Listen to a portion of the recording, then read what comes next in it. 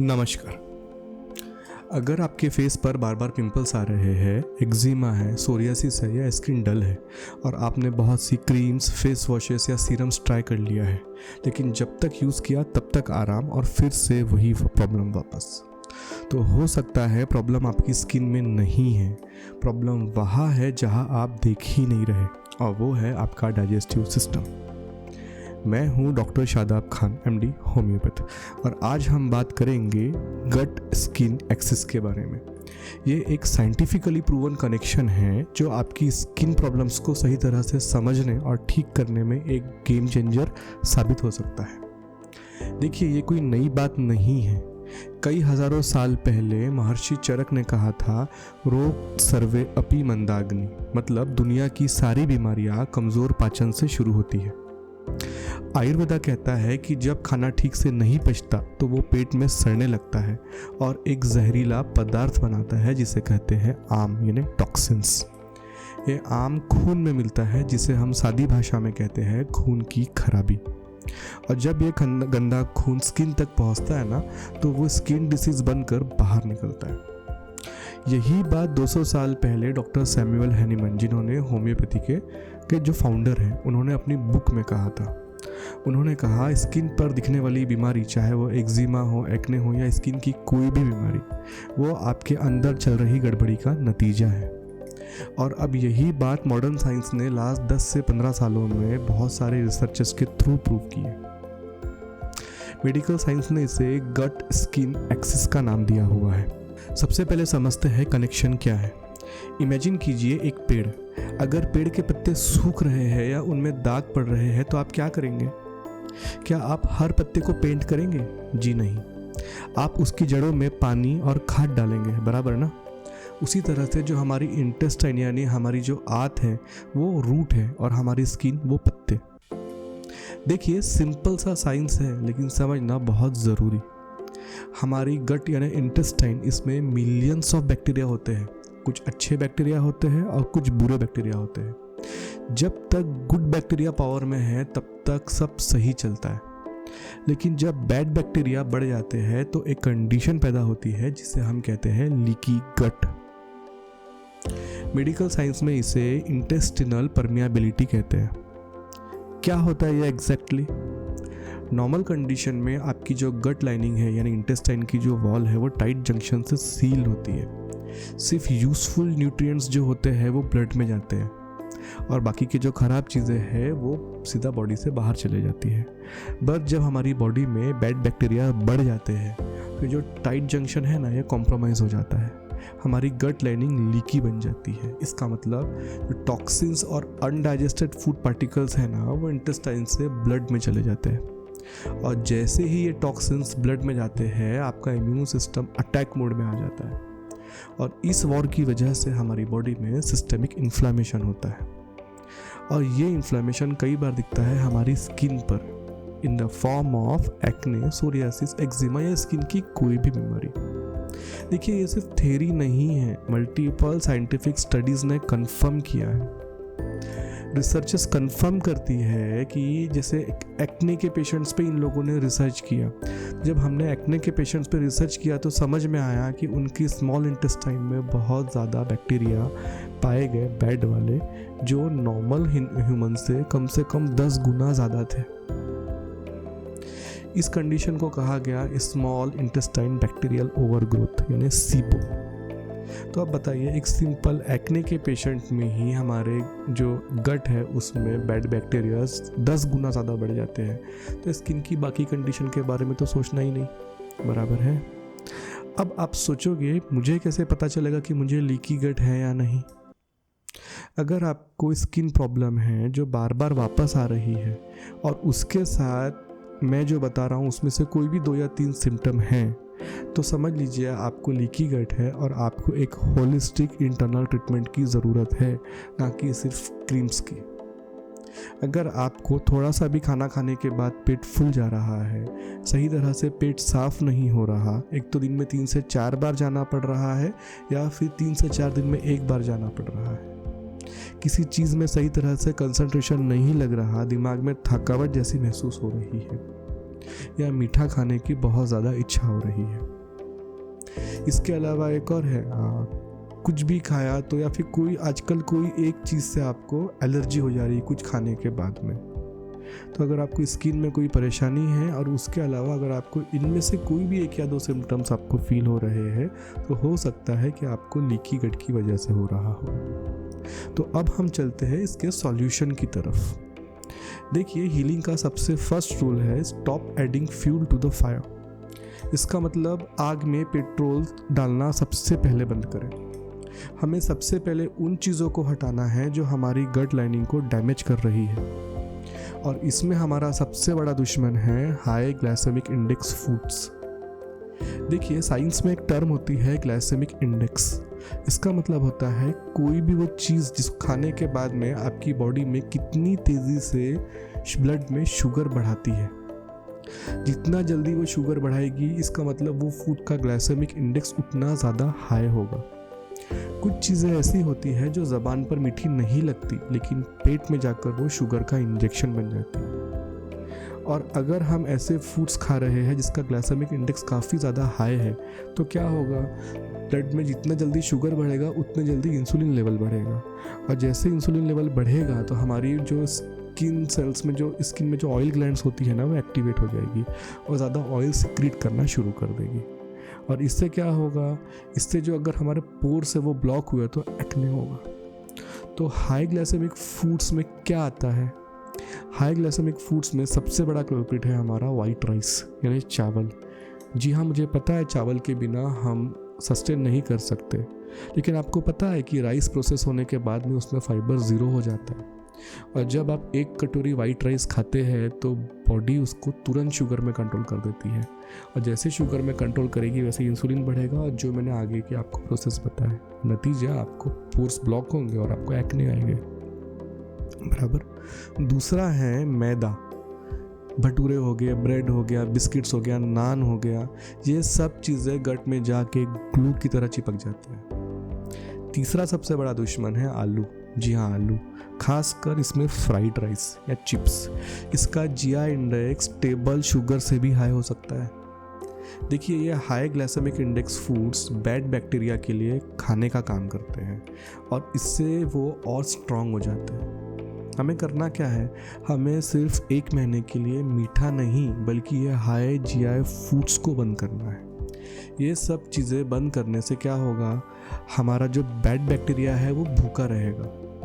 आप डरिए मत, आपको भूखा नहीं रहना है। हमें वाइट राइस की जगह ब्राउन राइस पे शिफ्ट होना है। मैदा या ब्रेड की जगह जवार, बाजरा, रागी, इस पे शिफ्ट होना है। आलू की जगह शकरकंद यूज़ करना है। याद रखिए, हमें बैक्टीरिया को भूखा मारना है, खुद को नहीं।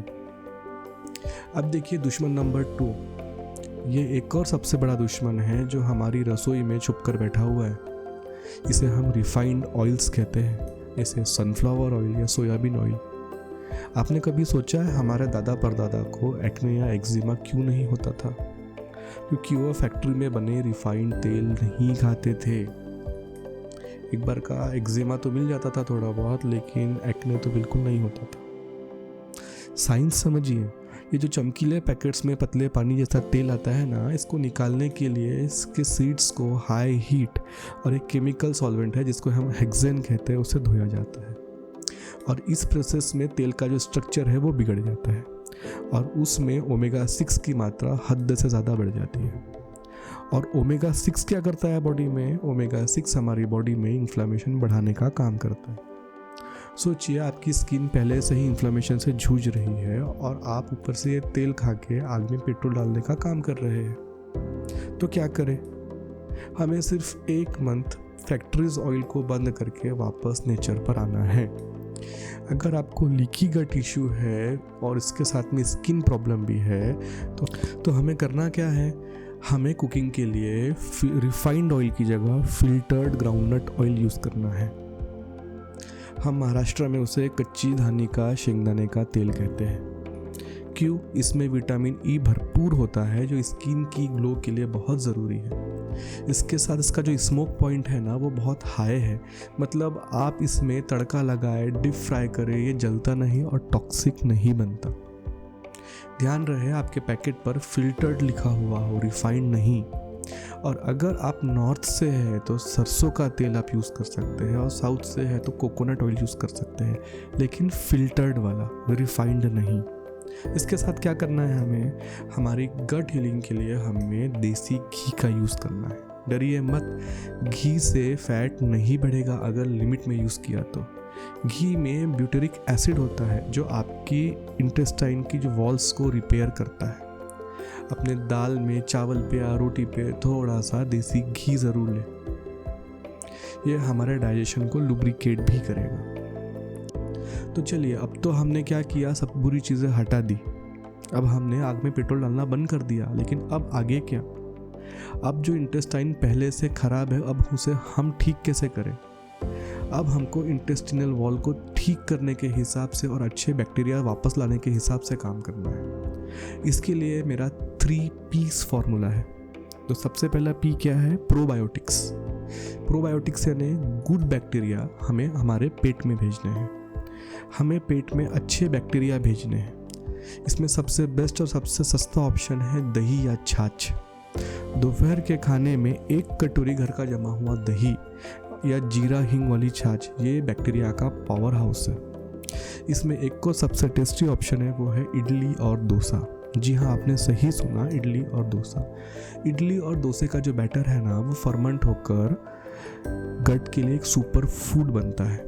इसके अलावा एक और चीज़ है, हमारी दादी माँ का है घर का अचार। जी हाँ, मार्केट वाला विनेगर वाला अचार नहीं, वो राई वाला घर का आम या नींबू का अचार। ये नेचुरल प्रोबायोटिक है, रोज़ थोड़ा सा ले सकते हैं। अब दूसरा प्रीबायोटिक। अब हमने गुड बैक्टीरियाज तो डाल दिया, लेकिन उसको हमें फूड दे के उसे ग्रो भी तो करना पड़ेगा, उसे ज़िंदा भी तो रखना पड़ेगा ना हमें। और यहाँ पे इसको हम प्रीबायोटिक्स कहते हैं। तो इसके सबसे अच्छे सोर्सेस क्या है? कच्चा केला। जी हाँ, कच्चे केले की सब्जी या कटलेट बनाएं। ये हमारे वॉल की, इंटेस्टाइन की जो वॉल है उसकी लाइनिंग को कोटिंग देता है। इसके अलावा क्या कर सकते हैं, ऐसे वेजिटेबल्स खाएं जिसमें बहुत सारे मात्रा पे फाइबर हो। तीसरा, लहसुन की चटनी। अगर आपकी बॉडी में ज़्यादा आपको एसिडिटी का या आपको फिशर का इशू नहीं है तो थोड़ा थोड़ा लहसुन की चटनी भी ले सकते हैं, ये बहुत अच्छा सोर्स है। तीसरा, अब हमको क्या करना है, एक ऐसी चीज़ें खानी है जिसमें कुछ ऐसे कंटेंट्स हो जैसे ओमेगा 3 या जिंक, जो एंटी इन्फ्लेमेशन का काम करें। तो वेजिटेरियंस ने क्या करना है, अलसी के सीड्स, ये ओमेगा 3 में रिच होता है। क्या करना है हमें, अलसी को रोस्ट करके उसका पाउडर बना ले, दही या रोटी पर डाल के खाएं, इससे स्किन की ड्राइनेस ख़त्म हो जाएगी। दूसरा क्या करना है हमें, कद्दू के बीज। जी हाँ, पम्पकिन सीड्स, ये जिंक का बहुत अच्छा सोर्स है, ये स्किन की हीलिंग करने के लिए काफ़ी अच्छा काम करता है। इसके अलावा हम चने यूज़ कर सकते हैं, दाल यूज़ कर सकते हैं, इसमें भी भरपूर मात्रा में जिंक होता है और जिंक एक्ने को सुखाता है। किसी एक दिन अलसी के सीड्स ले लीजिए, किसी एक दिन पम्पकिन के सीड्स ले लीजिए, किसी एक दिन चने ले लीजिए, है ना। डेली एक नहीं लेके बोरियत आ जाएगी ना। और नॉन वेजिटेरियंस के लिए तो सबसे बेस्ट ऑप्शन है पाए का सूप, हड्डियों का शोरबा। ये दुनिया का सबसे पावरफुल गट हीलर है। इसमें नेचुरल जेलेटिन और कोलेजन होता है जो हमारे आंतों को सील कर देता है। अगर पॉसिबल है तो हफ्ते में कम से कम 2 बार पाए का सूप पिए। और अगर आप वेजिटेरियन हैं तो आप गोंद के लड्डू या घी आपके लिए कोलेजन बूस्टर का काम करेगा। और अगर आप ये सब चीज़ें नहीं ले सकते तो आप अपने डॉक्टर से कंसल्ट करके एक आधा अच्छा सप्लीमेंट ले लीजिए। और ये सब चीज़ों के साथ में क्या करना है, 7 से 8 घंटे की एक सुकून वाली स्लीप, ये नॉन नेगोशिएबल है। इससे हमारी बॉडी रिपेयर मोड में जाती है। देखिए, अगर हमें स्किन की प्रॉब्लम्स बार बार हो रही है और हम ये सब चीज़ें तो कर रहे हैं, लेकिन इसके साथ में एक प्रॉपर होलिस्टिक इंटरनल ट्रीटमेंट बहुत ज़्यादा ज़रूरी है। और इसमें मैं समझता हूँ होम्योपैथी सबसे बेस्ट ऑप्शन है। इसमें हम इंडिविजुअल का होलिस्टिक असेसमेंट करते हैं, जिसमें हम उसके फिजिकल, इमोशनल, मेंटल सिम्टम्स, उसकी लाइफस्टाइल, उसका डाइट, उस सब कुछ ही हमको एनालाइज करना पड़ता है। और फिर उसके हिसाब से एक वेल सिलेक्टेड कॉन्स्टिट्यूशनल मेडिसिन दी जाती है जो सिर्फ उसी के लिए सिलेक्ट होती है। और इस तरह से पेशेंट एक लॉन्ग टर्म हीलिंग में आगे बढ़ता है। मैं ये नहीं कह रहा हूँ कि सिर्फ मेडिसिन ही काम करेगी, लेकिन सिर्फ डाइट भी काम नहीं करेगा। हमें एक प्रॉपर सही ट्रीटमेंट के लिए सारी चीज़ों को मैनेज करते हुए आगे बढ़ना है। और जब हम पेशेंट का डीप केस टेकिंग लेते हैं ना, तो उससे हमें पेशेंट का लाइफस्टाइल, डाइट, ये सब चीज़ें समझ में आ जाता है। और उससे ये भी समझ में आता है कि वो क्या डाइटरी मिस्टेक्स कर रहा है, और फिर तब हम उसे रेक्टिफाई करके आगे ठीक कर सकते हैं।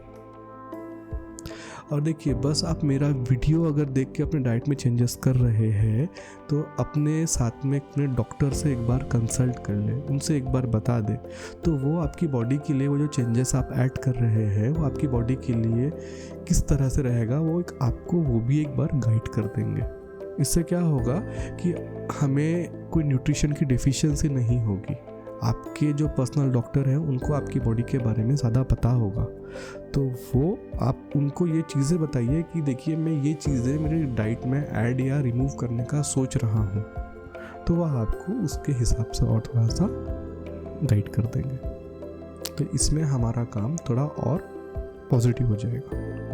देखिए, अगर आपने 2 से 4 हफ्ते भी ये चीज़ें फॉलो किया ना, तो आपका एनर्जी, डाइजेशन, ये सब चीज़ें इंप्रूव हो जाएगा। और अगर आपको लग रहा है कि इसमें थोड़े थोड़े स्किन चेंजेस ज़्यादा अच्छे आ रहे हैं, तो इसी को आपने 4 से 8 हफ्ते तक के आगे कंटिन्यू किया एक प्रॉपर होम्योपैथिक ट्रीटमेंट के साथ में, तो आपकी स्किन में विजिबल चेंजेस आएंगे। और 3 से 6 महीने में तो कंप्लीट हीलिंग भी पॉसिबल है, अगर बहुत अच्छे तरीके से आपने सब चीज़ें फॉलो की गई तो। और सिर्फ स्किन नहीं, आपकी एनर्जी, मूड, ये भी सब चीज़ें बेटर होगा। अगर आपको ये इन्फॉर्मेशन साइंटिफिक और हेल्पफुल लग रही है, तो प्लीज़ शेयर करें उनको जिनको इसकी परेशानी है। ठीक है? Thank you.